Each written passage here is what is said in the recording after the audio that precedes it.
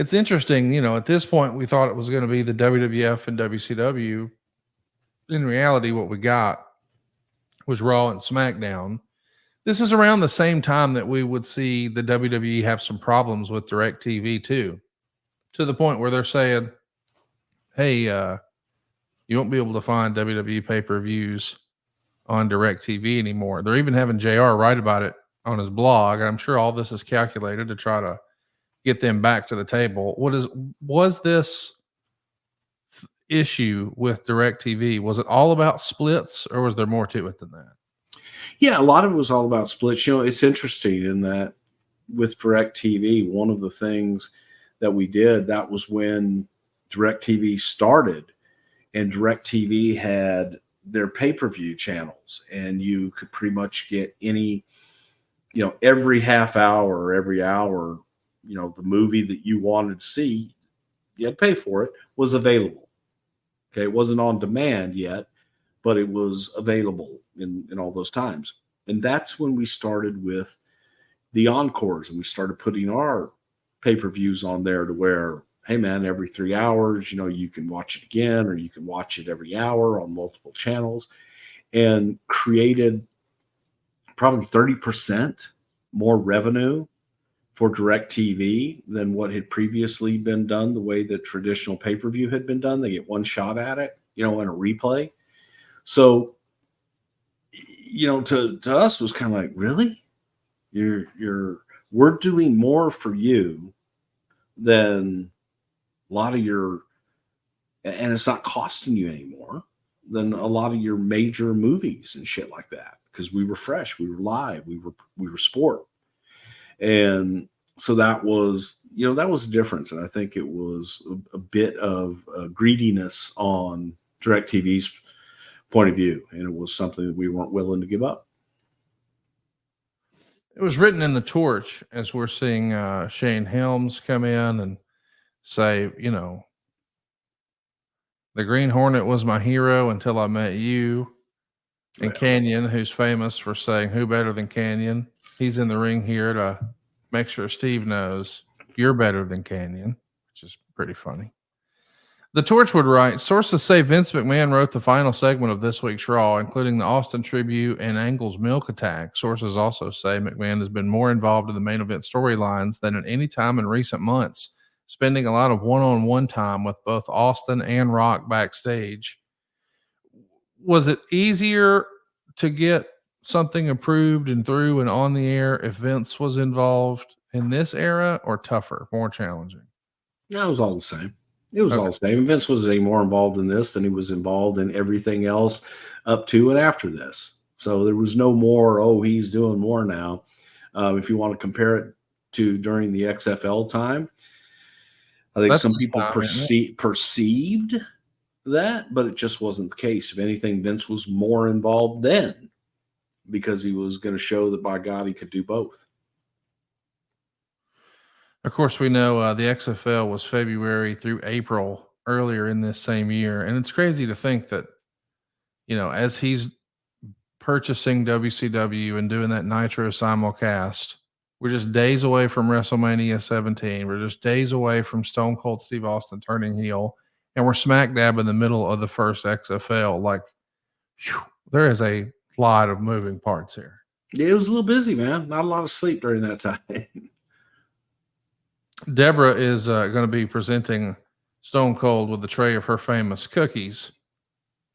And Paul Heyman is going to spare Austin from having to eat these cookies by introducing a video tribute to him. And after the video airs on the Titantron, Stephanie is going to ask the remaining Alliance members to join them in the ring. And she's going to announce that the group has written a song about Austin called Wind Beneath Our Ring, to the tune of Bette Midler's Wind Beneath My Wings. Wait, who? Bette Midler covered this? Steph is going to invite Lillian Garcia into the ring to sing the song. And Steph is going to instruct Lillian to read the lyrics as they appear on the Titantron. Of course, there's a bouncing image of Austin's head appearing over the lyrics. That is a hilarious touch. Do you remember who came up with that idea? Because I laughed out loud when I saw it, and it makes me laugh just thinking about it now. God, I have no idea. That's So, one of those you just do it. It just seems natural. my God. How else would you keep people following along other than that beautiful bald head? Steph is going to pass the mic around to various alliance members. Everybody's going to take turns singing the song, and Steve Austin standing in front of the group and smiling as they're all singing his honor. And once the song is over, he's going to take the mic and thank the alliance. And he's going to point out that they're all wearing his shirt except for Taz. And Austin starts to chew out Taz and demands that he take off his shirt. And Kurt Angle's music interrupts him.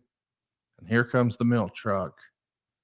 Talk to me about the whole milk truck angle and how this comes to be. I mean, we've seen Steve Austin in years past do the beer bath. Is this just a natural progression? Hey, what if? And now, what do you know? We got a damn milk truck. Absolutely. You fight beer with milk. Okay. Everybody knows this. I didn't know that. That's Yeah, good. but see, now you do. We're educational on this show. I'm learning. Yeah. Yeah. You fight beer with milk.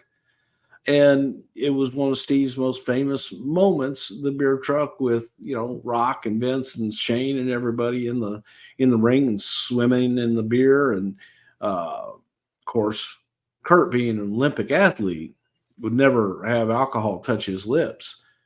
And instead, he brings out that beautiful milk truck. And we, like I said, we fight beer with milk.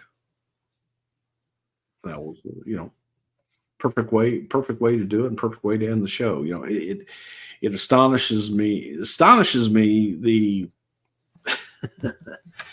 the audiences during that time that were thrilled to be covered in powdered milk, and or beer, with the beer truck. It just it's absolutely crazy, but they loved it because they were a part of the show and they got to be, have something to take home. And look, man, my clothes smell like sour milk. Is this one of those Gallagher moments, do you think? Well, Gallagher, at least, and we did too. We had folks that had the Ponchos. The ponchos, but it was the plastic all up over them and everything. But still, it's like, yeah, that's the moment. You want to be Gallagherized, I guess. But in this case, you want to be milked. Not like milked, but milked. Alex Krog wants to know, who and how does all that get cleaned up? Well, by God, that's what janitors are for. And folks in the building, they were there to clean it up. But you get all your crew out there and get to cleaning. But it is a mess and a half. Mr. Gonzalez wants to know, where'd you get the milk from? Milk's our us. Well, milk be us. It was all American milk be us and shit. Craig Marshall wants to know, how bad was the smell? Not that bad because it was fresh and it was more water than anything. So, but it was still, man, it just, the little bit of milky, whatever that powder is to make it milk. Yeah. Not good. Stinky. It's sour to me.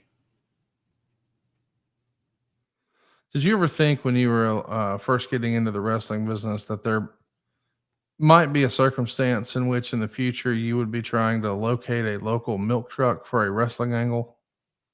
When I was 4 years old in El Paso, Texas, I dreamed one day of having El Santo milk. Okay?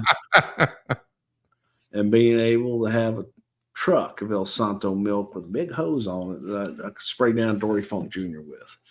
Because see, in El Paso and in Juarez, they had Santo milk. Because El Santo was of the purest of pure, and his milk was the very best milk you could possibly find. Which now, okay, when you talk about dairy, you got to talk about, by God, Bluebell ice cream. Because it comes from that little creamery in Brenham, but the cows think it's heaven. When you see a scene like this to close a Monday Nitro, the crowd's going bananas. A Monday Night Raw, not a Nitro. Sorry. Nitro. You know what I mean. Is this, in your mind, this is one of those scenes that takes a guy from being a star to a superstar. Like these sort of scenes become something that become iconic and get played for the rest of his career. I mean, this is one of those moments, is it not? Absolutely. And again, Kurt Angle was the kind of guy that could take this, and you could either take this and do it half-assed, or you could take it and do it as all in as Kurt Angle did, and pouring the milk all over himself and drinking everything and having fun with this thing and being, that guy. So yes, this is a moment in your career that, as it did happen, was played at his Hall of Fame, and was, Kurt bringing out the milk at the Hall of Fame and drinking it all over his tuxedo, man. That's a moment, and it's a moment that will never be forgotten.